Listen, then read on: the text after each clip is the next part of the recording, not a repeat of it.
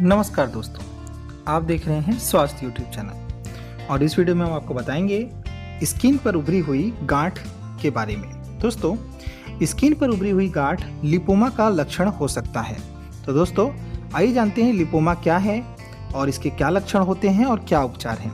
दोस्तों, लिपोमा कोई कैंसर नहीं है और ना ही यह शरीर को किसी तरह का कोई नुकसान पहुंचाता है।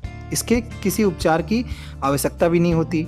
लेकिन अगर आप लिपोमा से परेशान हैं और अपने स्क्रीन पर उभरी हुई गांठ से परेशान हैं, तो फिर आपको दर्द भी महसूस हो रहा होगा, तो आप इसको हटा सकते हैं। तो आइए जानते हैं लिपोमा सिम्टम्स के बारे में, कैसे इसका उपचार कर सकते हैं और कैसे इसको दूर कर सकते हैं। दोस्तों, शरीर में धीमी गति से बढ़ने वाली वसायुक्त गांठ को लिपोमा कहते हैं। ये गांठ अक्सर स्किन और मांसपेशियों की परत के बीच स्थित होती है।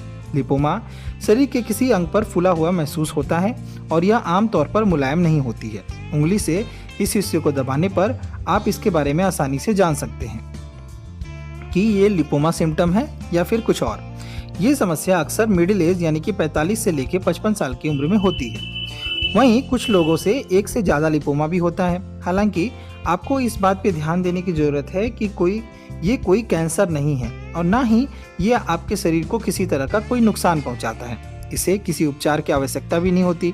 लेकिन अगर आप लिपोमा से परेशान हैं या फिर आपको दर्द महसूस हो रहा है और आपको ऐसे कुछ लक्षण महसूस हो रहे हैं जैसे कि शरीर के किसी भी हिस्से में आपका लिपोमा है, आमतौर पर कंधे, गर्दन, पीठ, पेट या फिर जांघ और हाथों पर ये लिपोमा हो सकता है।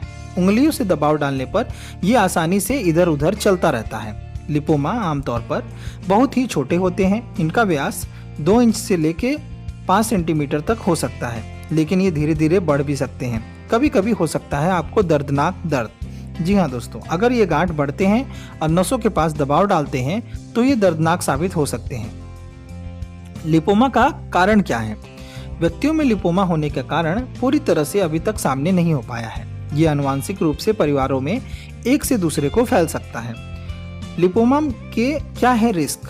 कई वजहों से लिपोमा विकसित हो सकता है। आमतौर पर ये 40 से 60 वर्ष के बीच के लोगों को हो सकता है। हालांकि यह किसी भी उम्र के लोगों को हो सकता है। ये आयु वर्ग इसमें सबसे ज़्यादा अहम है। इसके अलावा ये फैमिली में भी चलता रहता है।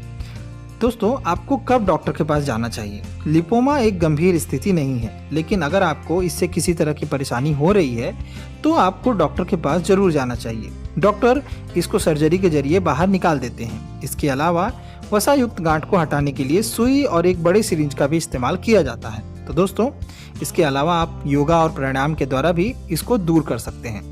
दोस्तों, हमेशा हम आपको सलाह देते हैं, योगा और प्राणायाम के द्वारा आप कई गंभीर बीमारियों से निजात पा सकते हैं। इसलिए पहले आपको इसी का सहारा लेना चाहिए, उसके बाद ही डॉक्टर के पास जाना चाहिए। नमस्कार।